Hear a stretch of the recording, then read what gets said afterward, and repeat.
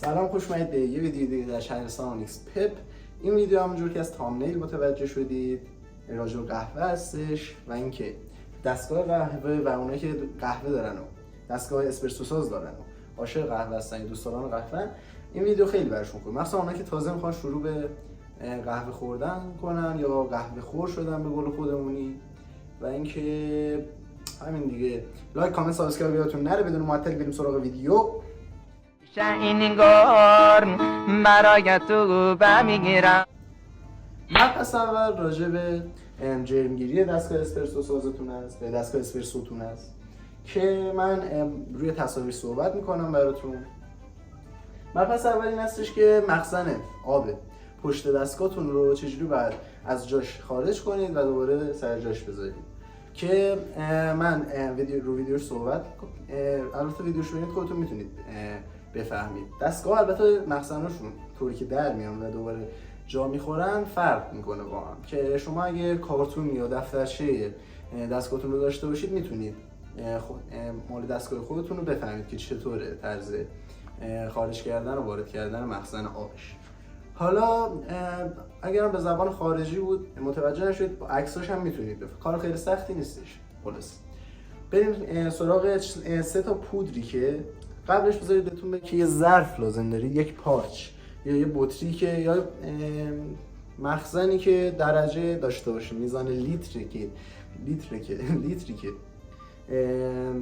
میخواید استفاده کنید و یا میریزید توش رو بهتون نشون بده، بفهمید که تا چه میزانه. مثلا بطری باشگاهتون هم باشه خوبه که میزان لیتر رو میزنه براتون، مثلا 800 میلی گرم میلی لیتر، میلی لیتر، 1000 میلی لیتر، 1000 میلی لیتر مثلا تا گفته ماکسیمومش دیگه تا اینجا میشه.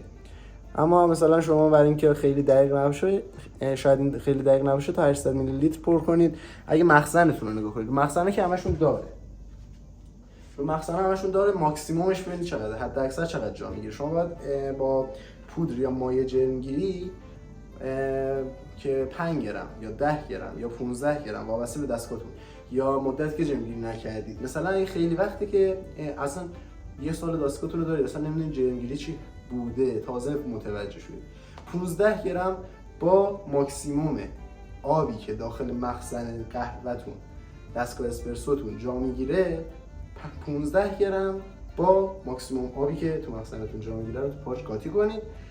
بعد همونجوری که تو ویدیو میبینید باید محلول رو هم بزنید، با آب گرم باشه، با آب گرم باشه بهتره.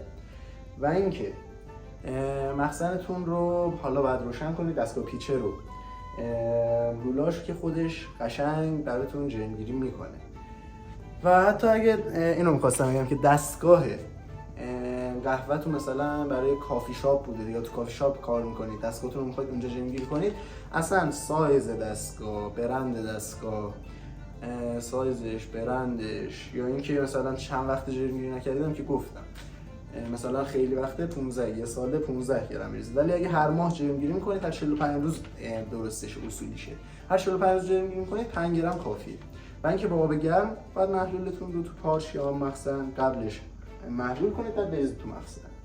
بعد همونجوری که تو ویدیو میبینید بعد این مخزن پایینش رو خالی کنید و اگر مثلا خیلی وقت جرمگیری نکردید قشنگ اون سیاهی‌ها و اون جرما رو، اون دونه‌های جرم قشنگ می‌بینید، حتی بوش هم اسم می‌بینید. راستی این پودرایی که الان میخوام معرفی کنم و مایع‌های جرمگیری یا بک‌واش که میخوام معرفی کنم، بعضی‌هاشون درصد اسیدی بودنشون بالاست و از ماسک استفاده کنید بهتره، خیال خودتون راحت‌تره. ولی اگه یه نیم متر هم مثلا با فاصله کار کنید مشکل نداره.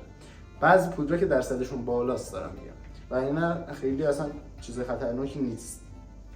یه دونه پودر بکستون هستش که این مایع یا پودر جرمگیری کلی انواع مختلف داره و کلی شرکت‌های مختلف این پودرا یا مایع رو میزنه و توزیع میکنه، اما این 3 تا بهتریناشه که سعی کنید از اینا استفاده کنید.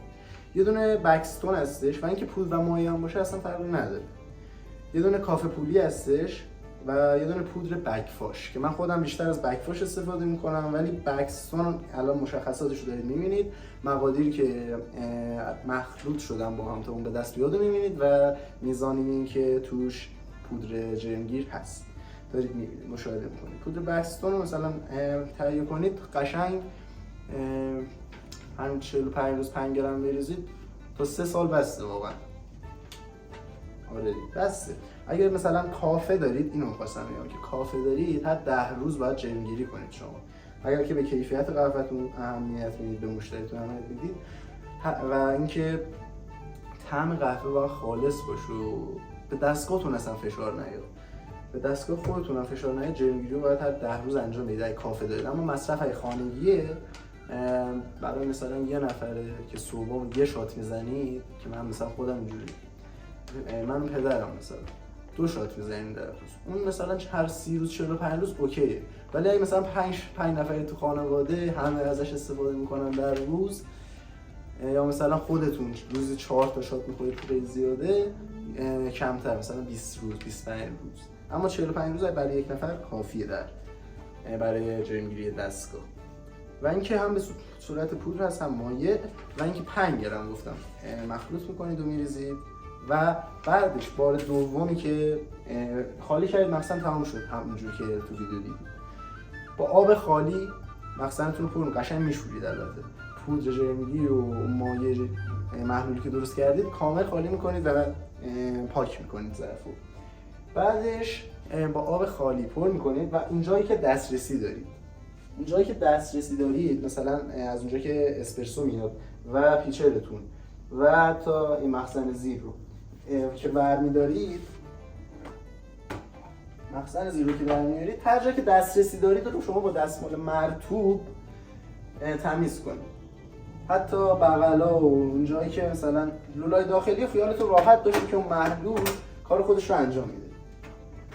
و اینکه برای دومین بار گفتم مخزنتون رو با آب خالی بعد از اینکه شستید کامل پر میکنید و اینکه با آب خالی میذارید یه دور بیاد که قشنگ حتی جرمگیر اگه اون محلولی که درست کردید مونده تو لوله ها خالی بشه، اونم خالی بشه. و بعدش شات اولتون هم که اسپرسو زدید یا هر چی زدید، لته هر چی، اونم باید بریزید دور، که چون باز یه تأثیر ریزی داره روی قهوه‌تون. شات دومتون رو میتونید بخورید، دوم به بعد رو میتونید بخورید مصرف.